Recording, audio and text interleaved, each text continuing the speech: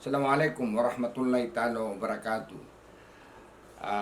Sa ating episode ngayon, vlog 15 if I'm not mistaken, atin pong i-feature, ipapakilala sa madla, ang Balik Probinsya Bagong Pag-asa program na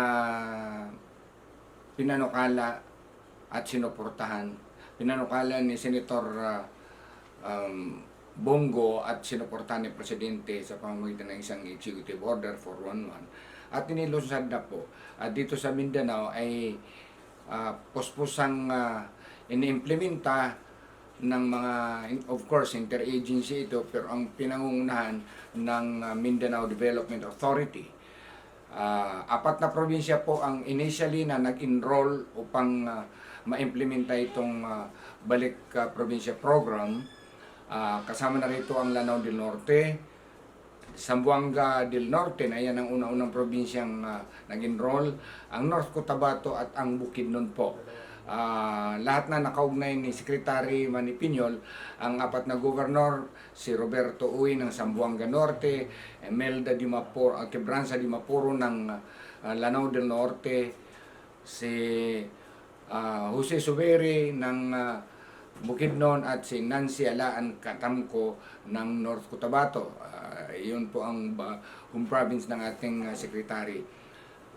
Makikita po niyo sa video na to ang pagbisita po ni Secretary Piñol sa isang barangay na pinili na pilot sa Kauswagan. May ibang barangay pa dyan na magkakaroon ng mag-host din ng Balik Baril program, pero ang pasya ni Secretary Piñol ay yung pinuntahan yung una-unang magtataguyod nito na may 4 na hektarya na inilaan ang mayor ng Kauswagan, isang dating piloto na nagtrabaho sa United States, Amerika at bumalik at pinagpatuloy ang historya ng kaniyang magulang na unang mayor ng Kauswagan. Ang tinutukoy pa natin dito ay ang Barangay Tacob. Lingid po sa kaalaman ng mga bagong henerasyon, ang Barangay Tacob po ay napaka-makasaysayang lugar. Yan po ang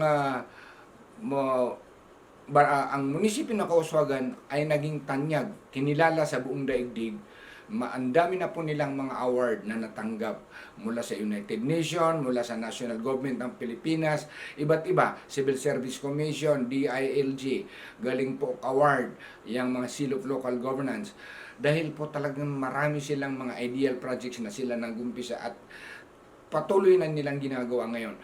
So, dyan po sa Barangay Tacob ay makasayang nasabi ko dahil dito nangyari yung tinatawag na Tacob Massacre. Wala pong konkretong history na makapagsasabi kung ilan ang namatay rito. Ang mga biktima po rito ay pawangko kababayan, mga Maranao. It was in November 1971. Bago po nadeklara ang martial law, isa ito sa mga dahilan kung bakit nila sa national government, si ang kanyang gabinete, si President Marcos, ay marapat na ideklarang martial law. Dahil nga medyo nagkaroon ng gulo, no? But anyway, ang pinagbibintangan po rito ay ang dalawang pamilya na puro binigyan ng authority ng Marcos administration para sugpuin ang threat, yung banta ng communist movement at saka Moro secession movement. Bahala na po kayo kung sino po ang iniisip nyo. Hindi ko lang po babanggitin dito. But anyway, yung dalawang pamilya na yun na nagka-reconcile, sila na ngayon ang may hawak sa probinsya ng Lanao del Norte.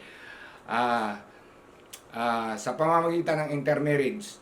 So, dyan po ang sinasabi, ang basic data dyan, it's from 30 to 60 na mga tao. Inabangan po sila dahil eleksyon yon, bubuto sana yung mga tao, pero inabangan sila ron ang mga suspetsado ron ay mga membro ng Ilaga na sinusuportahan po ng kabila. Then, ito namang sa kabila, may mga sinusuportahan din si Presidente na tinatawag na Barakuda. So, kalaunan po, anyway, hanggang ngayon po walang hustisya nangyari roon.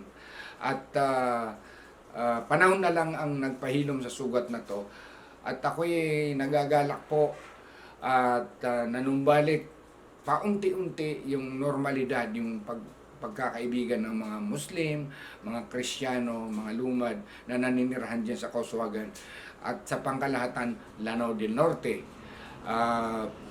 Maalala nyo, ang Kauswagan ay isa rin sa mga munisipyo na inatake ni Commander Abdullah Bravo Macapaar. Ngayon nakasalukuyang membro siya ng parlamentary ng Bangsamoro Autonomous Region.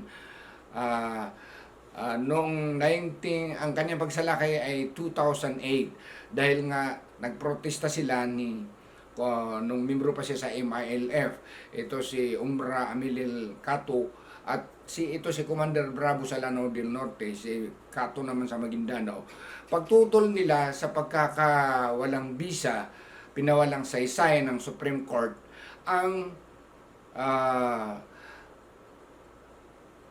itong tinatawag na MUAD, Memorandum on Ancestral Domain.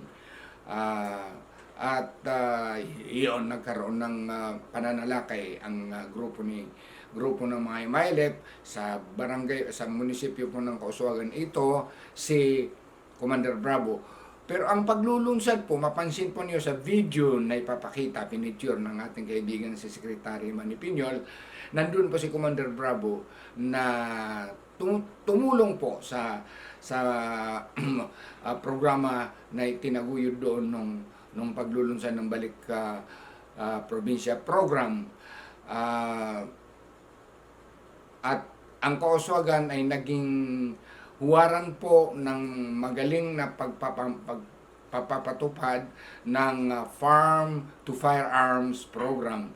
Ibig sabihin, yung mga armadong mga residente dyan ay nag-desisyon na i-surrender ang kanilang mga armas at ginawa na lang mga farm implements. So, nawala yung tapang ng bawat isa kasi pagka may armas kayo, matapang ka, nagkuha na lang na pang-araro kung anong mga farm implements, pinagtulungan po nilang palaguin ang Kauswagan. At ngayon po, yung mga conflict pa noon, maalala ko pa po ni 1971 kasi doon sa MSU, karamihan doon na naglipa na galing sa Kauswagan po, ay doon nakatira sa barangay na tinitirikan po namin sa MSU, ang Barangay Lumidong. Kalaunan tinawag na Barangay Salam. Nandun yung mga survivors po pumunta roon sa amin sa MSU 1971 at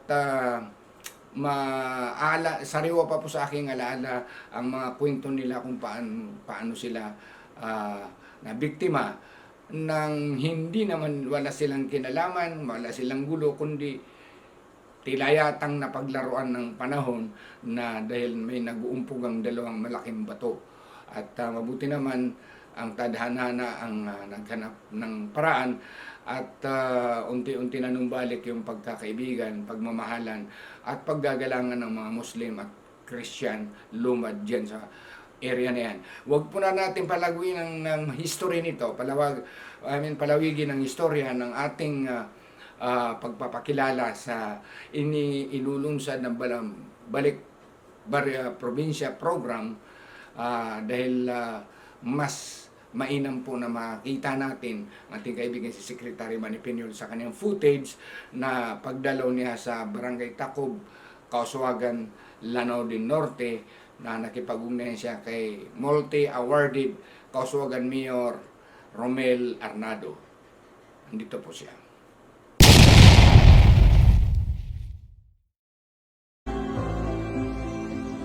Today, I will introduce to you the outstanding mayor of Lanao del Norte. Sana walang magalit na iba, no? Sapagkat isa po siya sa mga foremost advocate ng organic farming. And he will share with us his dreams in as far as the Balik Probinsya program is concerned in relation to his advocacy for organic farming. Katabi ko po ngayon si Mayor Romel Arnado, isa sa masasabi nating forward-looking local executive at isa sa aminin natin, isa sa pinaka-outstanding mayors in the whole country. Ito lang po ang bayan, yung bayan ni Mayor Romel Arnado. Ang masasabi nating isang bayan na nagpasa ng batas. And there's another island town na talagang mandatory yung organic farming.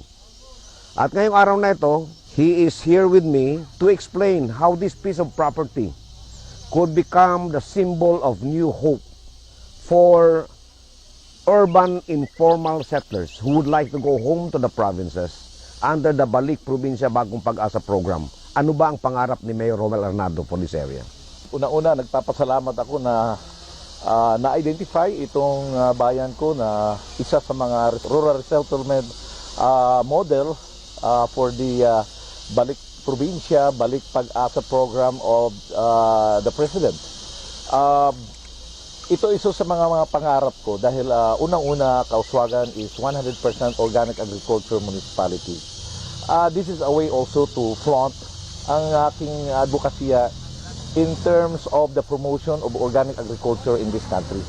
Itong nakikita niyo sa paligid, this is my counterpart for the program na gawin natin itong isang model community para natin din mainganyo natin yung mga kababayan, especially galing sa Lanao del Norte, dahil we belong to the province of Lanao del Norte, na nakatira ngayon sa mga highly urbanized areas like Manila, Cebu, Davao, to come back in order to go back to where they were, to engage into our advocacy, which is farming. So, Mayor, ano ang counterpart mo sa Balik Probinsya Bagong Pag-asa program? Well, number one, itong property na ito nakikita nyo. Worth? This is 4 hectares. This is more or less, ngayon sa value nga, this is worth 20 million pesos. Okay. In addition to that, this is expandable. In addition to that, ang aming mga technical know-how in our advocacy on organic agriculture. and you promise some agricultural equipment. Yes, we have initiated the first LGU-led farm mechanization program in the country. So, marami kaming mga tractors and handheld cultivators for backyard and communal farming. We have dozens of handheld cultivators. We have a dozen of tractors, which are ready to lend out in order to promote this new program of the President. So we are committed to the program. This is a really smart idea wherein we have to decongest the metropolitan cities. Okay. So, ang proposed project mo is organic chicken, broiler chicken production and vegetable production. Definitely, everything should be organic. We have done that already. We've been doing that and preparing this program. We will be introducing here organic broilers, organic produce, which we are already doing, and we are producing a lot already. So it will be a lot easier namin dito with this program, establishing this model community. It will be a lot easier for on our part. Especially this is a whole nation approach. All the agencies are coming in order to contribute towards this model community. And I think this is a good chance. It is not a burden for us. In fact, it is a challenge, but it will never be a burden. Helping our fellow Filipinos get a better life. This is an opportunity for the municipality. Ito po yung kalsada na papasok dun sa proposed Balik Probinsya Bagong Pag-asa Rural Resettlement Project. This is about 1.3 kilometers, Mayor, ano? From the highway. From the highway. And ang expected natin na mangyari dito is as we implement the project, itong kalsada na to, masasemento. Yes. That will be the counterpart of another agency because there are 22 agencies involved in the program. And isa dyan will be housing, Department of Agriculture, DTI, DPWH, TESDA, at iba pang mga agencies. Remember, ang membership ng BPP Council headed by the Executive Secretary, ay total of 22 departments and agencies. Kasama dyan ang Mindanao Development Authority, although ang coverage namin is only Mindanao. But I'm proud to tell you, Mayor, that pag nagawa natin to, Mindanao will be able to set up the first 2 models ng ating rural settlement program.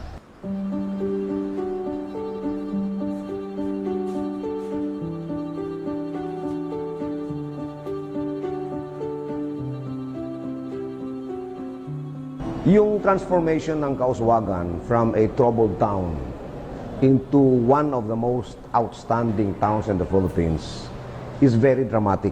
Look at this. 2014 National Galing Puok Awardee. Ito, 2014 National Organic Achievers Awardee of the Philippines. And over there, yung ito yung award ng Galing Puok. No? Ang Galing Puok Award ay ibinibigay ng gobyerno sa mga outstanding programs and innovations ng isang local government unit. No?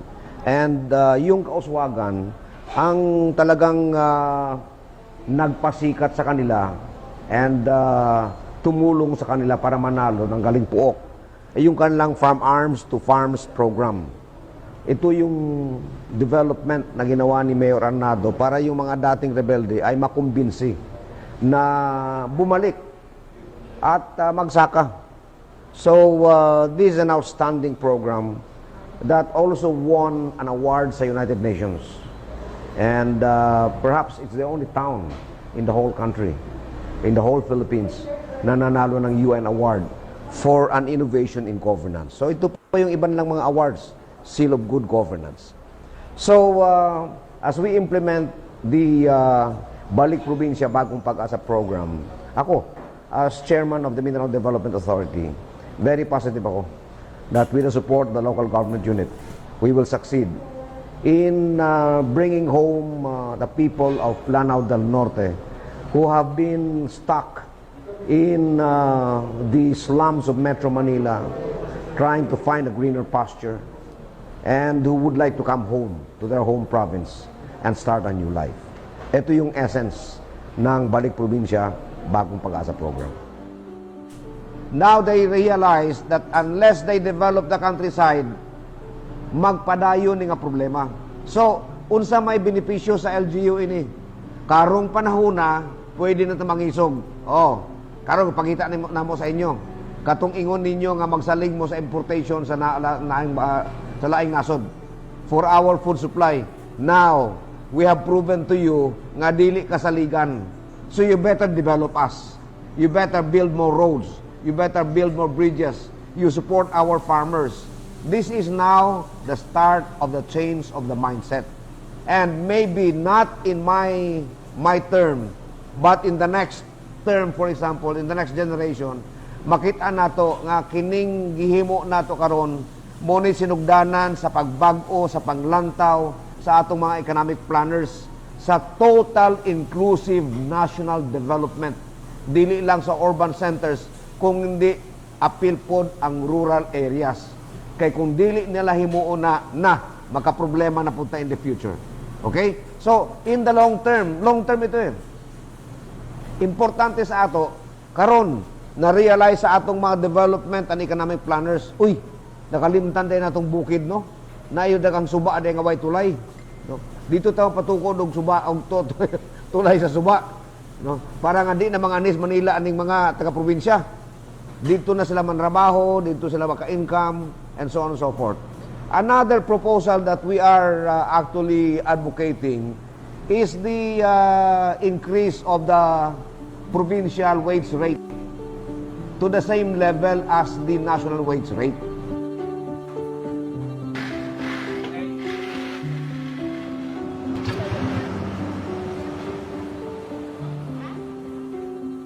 Ang kapayapaan ay makakamtan. Ito po ang buod ng kwento ng bayan ng Kauswagan.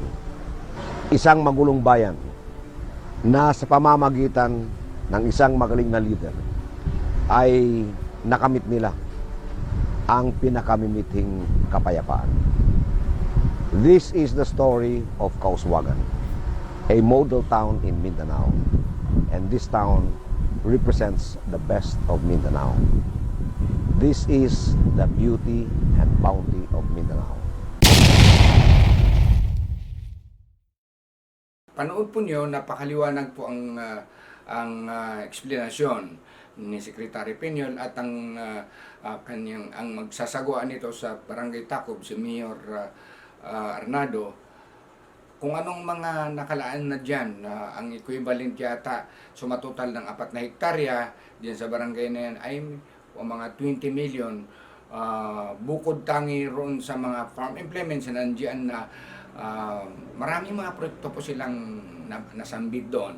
At bagay na bagay po kasi ito ang mga areas na ito na dapat ma-develop dahil gustong buhayin ng ating pamahalaang Duterte yung manumbalik yung exporting kapasidad ng Pilipinas ng mga pagkain, particularly ang bigas. So maaring ang itong balik probinsya program ay makamtan natin muli ang ating estado na exporter ng bigas at gusto nating ulitin na ipa-explain na itong programa pong ito ay isang pinakamabisa. Ito po malaki ang tiwala ko rito na ito ang pinakamabisang solusyon dyan sa lumaraming pollution, traffic, kriminalidad dyan sa Metro Manila. Bakit? Kung makita po nyo, tingnan nyo yung mga police blotters dyan. Karamihan pong nai-involve ng mga kaso dyan, yung mga illegal trafficking, yung snatching, other petty crimes, ay mga illegal settlers po, mga squatters. At malungkot ko pong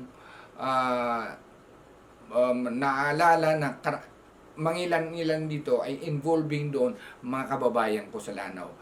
Na alam kong hindi naman imposibleng maging taga Maynila sila. Alam kong sila ay galing Marawi o kaya galing Lanao del Sur. Sila ay naglipa na, galing Lanao Norte rin, na pumunta ng Maynila, nakipagsapalaran at yung iba sinwerte, yung iba naman hindi. So, naging bahagi sila ng problema sa Metro Manila. Yung mga yumaman, okay lang. Pero yung sumunod na mga kamag-anak at hindi naman sila sinwerte at patuloy pa rin nakikipagsapalaran, ito po sila ang pinababalik sa balik probinsya program at bibigyan sila ng kapital ng gobyerno. Papipiliin sila anong skill ang magaling sila doon at bibigyan ng pondo para magkaroon ng maging produkto ang kanilang buhay at hindi na mag-isip pang makipagsapalaran kung saang urban centers gaya na Metro Manila, Metro Cebu o Metro Davao. And maiibsan na yung sasabing Muslim ganyan, Muslim keso basta negative na nadadagdagan, nababanggit doon. Nasabi ko noon na ang mga Maranao ngayon sa Quiapo, kung tingnan nyo, sa mga probinsya na talagang lumaki ang kanilang kapasidad pinansyal, ay maraming mga sasakyan. At ako mismo, siguro 2 years ago, kasi pag nasa Manila po ako, kumakain ako dyan sa Quiapo. At dyan po sa Etiagi na yan, tagal ako nakatira dyan in martial law time dahil naging barangay chairman dyan ng pinsang kong buo. Ito si Norhaina Makabato Lokman. Pinsang ko po buo yan, magkapatid ang aming magulang. At alam na alam ko po yung mga crimes dyan, mga hold-upper, mga kababayan ko. Dahil nga, kapit patalim yun, dahil wala silang formal na income at para may taguyod ang pagkain, yan. So, bumalik kayo nitong, nagkaroon tayo ng programa sa illegal drugs, ito na maraming nakikipagsapalaran dyan. Tingnan po niyo police records, makita niyo ron, pangalang Moro ang nahuhuli. So, itong balik probinsya program po ang isang pinakamabisa. Tandaan po natin, suportahan natin to dahil wala na akong ibang alam na makakabigay nito. Kasi hindi alis ng mga illegal, mga squatters or informal settlers sa Metro Manila. Kung hindi mo sila bibigyan ng lupa, hindi mo sila bibigyan ng pabahay nila, hindi mo sila bibigyan ng kapital nila na magkaroon sila ng income at mabuhay nila ang kanilang mga pamilya ng disente. So that's the only way. through di balik program po, malaking pag-asa na ang Mindanao ay umusbong, magtagumpay, umunlad at makapantay po sa mga masyado ng develop na areas at makatulong din tayo sa Metro Manila na mabawasan ang traffic dyan kasi yung mga Maranao dyan, for instance, isang pamilya, 3 sasakyan, pag pinaandar yung 3 sasakyan, dagdag yun sa libu-libu na nandyan sa mga traffic at alam mo, matatapang pa, Diyos ko dahil, napapadaan na lang sa biro. So, let us support balik provincial program. Malaam ke guna at kibigir katanoy mga pagari ko, mga babay ko sa Islam. Saya ko bupasin tama na ay importante na madalam sa pamikiran tanong, madasa pamikiran tanong so malo tanong so tira na suspicion. Abot man na imagamit programa o parte sa gobyerno makasolve so kung nabatan mga sarwang siguro mga darpatan imposible ad nakasari ka namin ibigara kami sekretary pinula di na mapunggulo ba so kapmulingan na tami ang gugulo sa komyon na gito na siyoportaan na gobyerno hayag na ba pa sekreto para administrasyon ni Quirino ag administrasyon ni President Magsaysay so siya butaman. Assalamualaikum warahmatullahi wabarakatuh.